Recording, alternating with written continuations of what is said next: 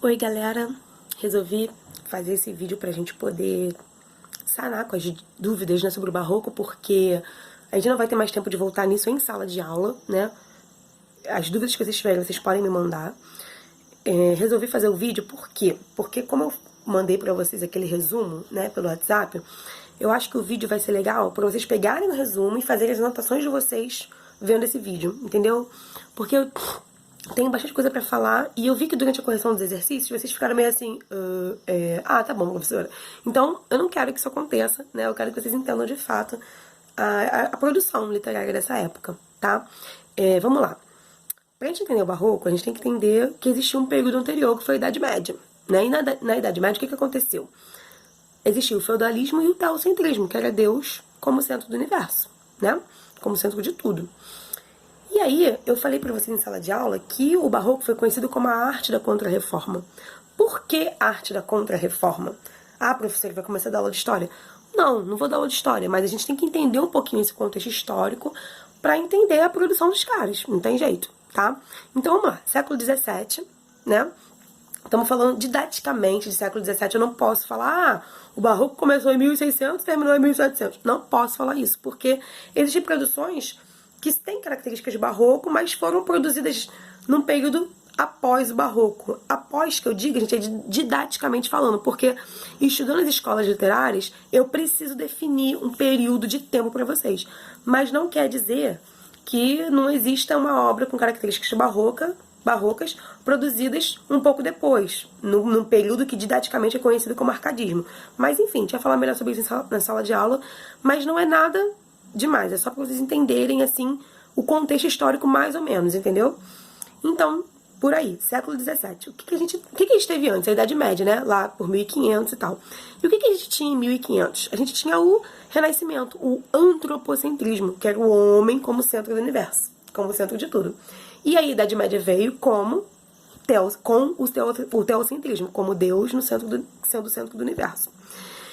E aí, o que acontece? Isso vai criar aí um determinado conflito, né? Tanto na Europa quanto na colônia, né? Que éramos nós aqui no Brasil, no caso. E o que foi o movimento da Contra-Reforma?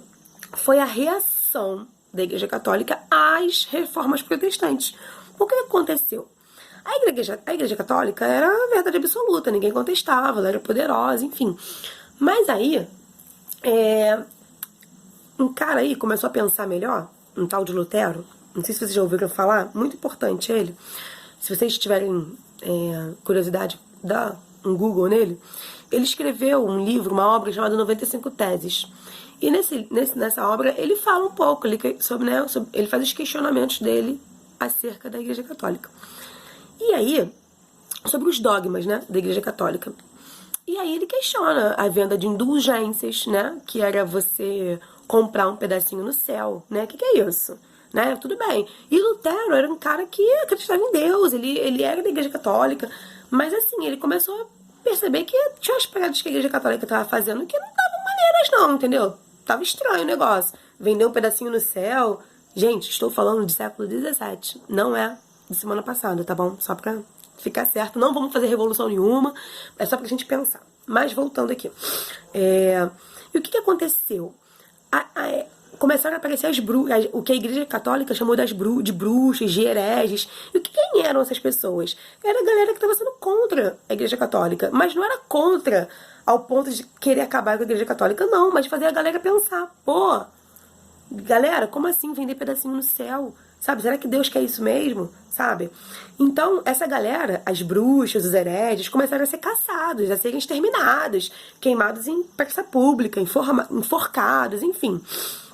Então, houve essa caça aí, a essa galera que estava indo contra a Igreja Católica. Lembra que eu falei em sala de aula sobre os livros proibidos, que a Igreja Católica colocava veneno nos livros, e aí conforme você passava o livro pra ler, né? Porque a gente faz assim, né? Pra ler, né? A gente faz assim, bota o dedo na língua, aí passa a folha, pega outra.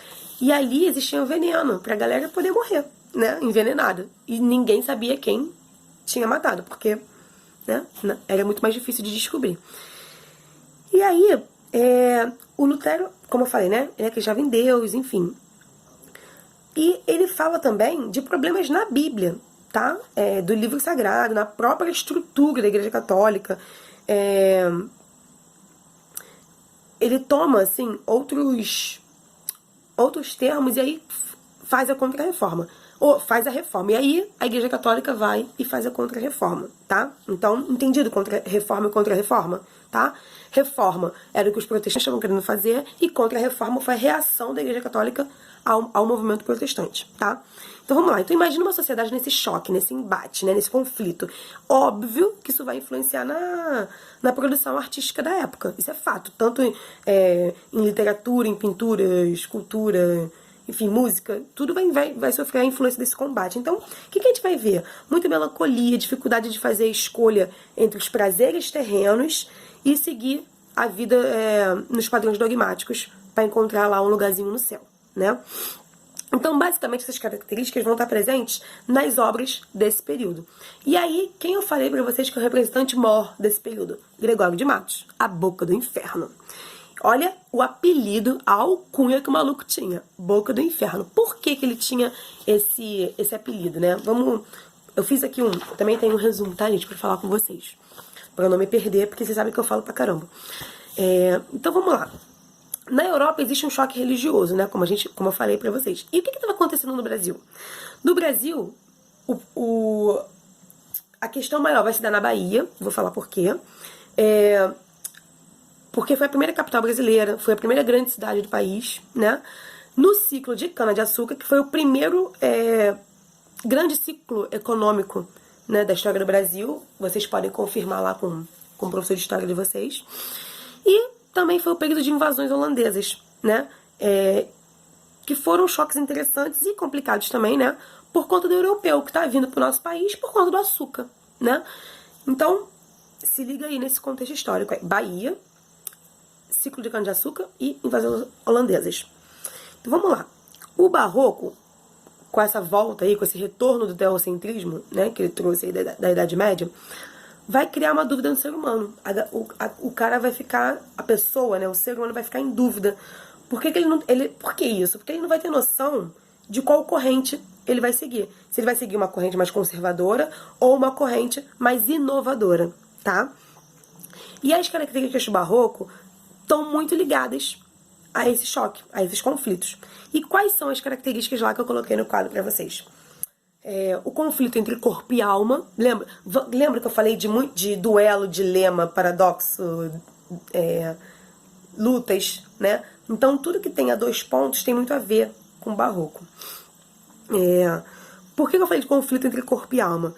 É o maior que vai existir dentro do Barroco, tá? Por quê? Porque como ele vai ter essa dúvida entre uma corrente conservadora e uma corrente inovadora, o cara tá em dúvida se ele vai seguir os dogmas da igreja ou os conceitos criados pela reforma, né? Será que é isso mesmo que a Igreja Católica tá... Será que o que a Igreja Católica está falando é verdade? Né? Então esse embate existe. E o que existe entre corpo e alma? Qual é o duelo entre corpo e alma? Todas essas dicotomias, todos esses paradoxos entre céu e inferno, Deus e diabo, corpo e alma, vão aparecer na produção do Barroco, tá? O fluir do tempo, né, o passar do tempo, porque já que existe essa briga toda entre corpo e alma, o que a gente está fazendo aqui? Entendeu? Para que serve essa nossa passagem aqui pela Terra? Existe muito esse questionamento, tá? Existe uma tensão à volta dos porquês da vida, né? Mas com um contexto mais, com uma carga mística, sabe? Existe também uma angústia do ser humano, uma coisa dentro do ser humano, uma angústia existencial, né? E aí, a gente vai pra onde? Existe céu e inferno? A gente vai reencarnar? Vai voltar? Ou acabou tudo de vez? Eu vou morrer e pum, acabou. Né? Existe muito essa angústia do ser humano, que tem a ver também com a preocupação da morte, né? Porque o homem sabe que ele peca, que ele é pecador, e aí, se ele sabe que ele é pecador, ele pode ir pro inferno. Então, existe uma preocupação, né, com a nossa existência aqui na Terra, enfim. E antes de falar um pouquinho do Gregório de Matos, eu queria falar de duas correntes que influenciaram muito o Barroco, que foi o cultismo e o conceptismo. Isso é só um nome, tá, galera? Quando a gente for ler os poemas, a gente vai conseguir separar um do outro. O cultismo é um grande formalismo, né? Uma produção muito rica, sintaticamente falando, difícil de se entender, né? Um jogo de palavras muito grande, tá? Um texto complexo, rebuscado. E o conceptismo é o jogo de ideias, né, de pensamento. A linguagem conotativa vai ser muito presente. E aí, o que acontece? O texto barroco vai ser um pouquinho difícil de entender, porque além do culto exagerado, do cultismo exagerado, né, da forma rebuscada exagerada, a gente vai ter figura de linguagem, a linguagem conotativa muito presente. Então, isso vai andar junto na nossa interpretação. Tá? Então pode ser um pouco mais difícil, complicado de entender por isso, tá? Porque a gente tem uma linguagem muito rebuscada e a figura de linguagem presente também, mas a gente já viu figura de linguagem, então, né, zero problema aí em figura de linguagem, né, gente? Espero eu. Deixa eu ver aqui, é isso mesmo que eu ia falar. E aí, o que acontece? O Gregório de Matos, que eu falei pra vocês que é conhecido Boca do Inferno, ele tem três... A obra dele é dividida em três partes, né? Que é a poesia lírica, ou amorosa, ou até filosófica, a gente pode chamar, a religiosa e a satírica. E aí eu vou falar pra vocês um pouquinho sobre cada uma delas, tá?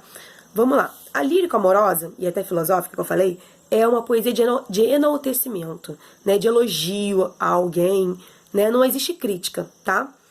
E aí existe um poema chamado A Dona Ângela, que é para Dona Ângela, que eu coloquei no resumo aí pra vocês. E o que ele faz aí? É uma comparação da moça, da Angélica, com um anjo. Então ele tá enaltecendo essa moça, né? Tá comparando ela com um anjo. A segunda é a religiosa, é diretamente ligada ao barroco, diretamente ligada a um pedido de perdão. Como assim, professor, um pedido de perdão? Cara, o que acontece? A gente não pode esquecer que o Gregório de Matos é humano, né? É feito de carne e osso. Aproveita os prazeres da carne, os prazeres terrenos. E quem já foi meu aluno sabe como ele aproveitava esses prazeres, né? Porque eu já falei sobre isso. Mas o que acontece? Ele vivia regado a bebida, charuto, mulheres, né? Bordéis, enfim. Então ele vivia na night, entendeu? Então, assim, ele realmente aproveitou. Aproveitou, né? Porque cada um aproveita de um jeito, mas pra ele era aproveitar. Ele aproveitou a vida dessa maneira. Mas o que acontece? Entretanto, porém, contudo, no entanto, quando chegava de manhã, ele se arrependia. E aí o que ele fazia? Botava o joelho no chão e pedia perdão pra Deus. Aí ele pedia perdão pra Deus, dizia que pecou, que tinha se arrependido, mas que ele não queria fazer de novo, mas que ele é ser humano, que ele erra mesmo. E aí a gente pode pensar até numa forma de ironia, né? Porque como ele sabe que Deus Todo-Poderoso, JC lá, o Jesus Cristo, vai perdoar ele continua fazendo, né? Ele é meio sem vergonha, né? Mas enfim. Então, o que acontece? O que é a poesia religiosa? É aquilo que eu falei pra vocês. Eu pequei, vou pro inferno, me perdoa, Senhor. É isso, entendeu? E tem um poema chamado A Jesus Cristo Nosso Senhor, que ele fala, Senhor, ei pecado, e hei de pecar. E o que ele diz nesse poema? Pô, Deus, valeu, obrigada. Muito obrigado. Porque quanto mais eu erro, mais tu me perdoa, mais tu é benevolente comigo, entendeu? Ele fala que eu sou uma ovelha desgarrada, eu sou pecador, né? Que eu tô tentando não errar mais, mas eu sou pecador, sou ser humano, sou feito de carne e osso, então me perdoa, por favor. Né? É quase que um clamor mesmo a Deus. E por que eu falei de ironia? Porque assim, ele vai continuar errando para ser perdoado, né? É a lógica dele. Então é a cara do Gregório fazer isso, tá? E a terceira poesia, o terceiro tipo é a satírica, que aí sim entra as críticas. E quem é que ele critica? Geral. Ele critica escravo, comerciante, padre, igreja, quem mais? A coroa portuguesa, critica até o cara lá de cima, né? Então, aqui na poesia satírica, ele critica geral dessa sociedade, ele critica todo mundo envolvido nas classes sociais da Bahia do século XVII. Por isso que eu falei que a Bahia é importante nesse contexto histórico, tá? Então, eu ia falar de uma coisa que vocês gostam agora. Então, entendido? Poesia lírica, religiosa e satírica? Beleza. E o Gregório de Matos, eu não posso deixar de falar ele também inovou porque ele teve uma presença meio que pornográfica no trabalho dele, né? Ele usou um pouco de palavrão, né? Um pouco de palavras de baixo calão, porque como ele criticava, às vezes a crítica dele era tão forte que ele se indignava e aí lançava um palavrão no poema, entendeu? Claro que a gente não vai ficar falando palavrão, tá, na sala de aula, porque esse não é o objetivo, mas eu preciso falar pra vocês porque ele fez isso, né? É uma obra literária, enfim. Existe um poema chamado Epílogos. Eu tô falando, gente, mas por isso que eu falei pra vocês usarem o resumo junto com o vídeo pra vocês fazerem anotação, tá? Porque eu não sei editar vídeo ainda, eu preciso da ajuda de vocês. Então esse é o primeiro, vamos ver como é que vai ficar. Existe um poema chamado Epílogos, em que ele fala da Bahia. Por quê? O cara é baiano, né? Ele ele nasceu na Bahia, foi estudar na Europa, né? Veio da Europa cheio de bagagem artística, literária, veio pra cá estudado, e quando ele chega no Brasil, vai pra Bahia, ele vê uma Bahia sem vergonha, entendeu? Uma Bahia cheia de prostituição, cheia de libertinagem, cheia de roubo, sabe? Então nesse poema ele critica a própria cidade natal, tá? Tem um outro poema também chamado Define Sua Cidade, que aí ele usa palavrão porque ele tá pé da vida com o que fizeram com a Bahia, entendeu? Com a Bahia que ele nasceu, que ele ama de paixão, tá? Então, existe uma crítica também em relação à cidade, mas a gente vê um certo exagero no uso das palavras de baixo calão, tá? Ah, professor, existiu só o Gregório de Matos? Não, existiu o Padre Antônio Vieira. Lembra que eu falei pra vocês dos sermões que ele escreveu? Então, o que acontece? O Padre Antônio Vieira, ele foi apelidado de o imperador da língua portuguesa por quem? Nada mais, nada menos do que o cara, Fernando Pessoa, o maior poeta do nosso estudo, que vocês vão ouvir falar, né? O maior poeta da história, o cara foi Fernando Pessoa. Né? Em relação a poema, foi ele.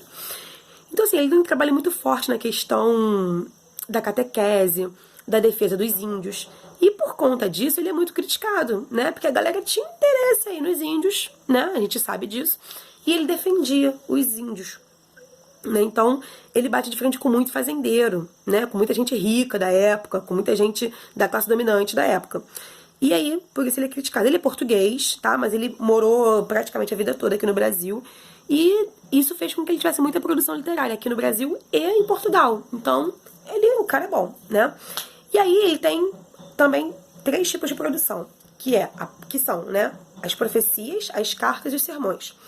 As profecias é um texto que visualiza o futuro, né? Ele é um texto profético mesmo, fala do futuro. As cartas, ele descrevia a situação social da época, os embates da época, os embates que ele teve, né, com o fazendeiro, enfim. E os sermões têm um cunho pedagógico, né? Tem a ideia de passar uma lição de moral pra gente, né, como ser humano. Tem o poema mais famoso que tem, que a gente vê em vários livros e várias apostilas, é o Sermão da Sexagésima, né, que ele critica a própria ordem religiosa, a própria igreja, os próprios padres, né? Ele é padre e critica os padres, né? Tamanha hipocrisia daquela época, né, da Igreja Católica. E aí ele foi até vaiado em praça pública por isso, né? Enfim, imagina, ele começar a falar de um sermão e aí falando mal da própria igreja. Aí a galera começa a vaiar, jogava, enfim, o que tinha nele, né?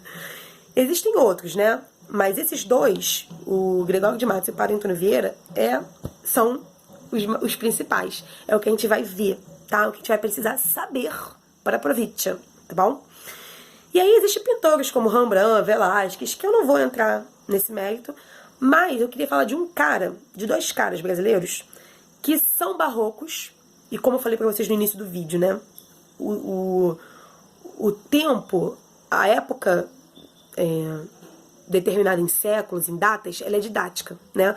Porque, por exemplo, Aleijadinho e o Mestre Ataíde, eles são barrocos. Só que por quê? As características são todas barrocas da produção deles, né? De claro e escuro, de produções religiosas, mas eles produzem no período à frente, que a gente data de arcadismo, mas as características são barrocas. Isso, assim, é só a nível de curiosidade, tá? Porque eu não posso falar das escolas literárias sem dizer pra vocês que os contextos são didáticos. Eu preciso do contexto para vocês entenderem o poema, né? A obra do cara. Mas eu não posso limitar uma data, tá bom? Até porque tem galera que vai estar à frente do tempo, tem galera que vai voltar. A gente vai ver isso com o passar das escolas literárias, tá bom? Espero que tenha sanado as dúvidas de vocês, espero que tenha sido proveitoso. Mais uma vez, assistam o vídeo com o resumo em mãos, tá? E é isso, qualquer dúvida é só me chamar, tá bom? E segunda-feira a gente se vê. Beijo!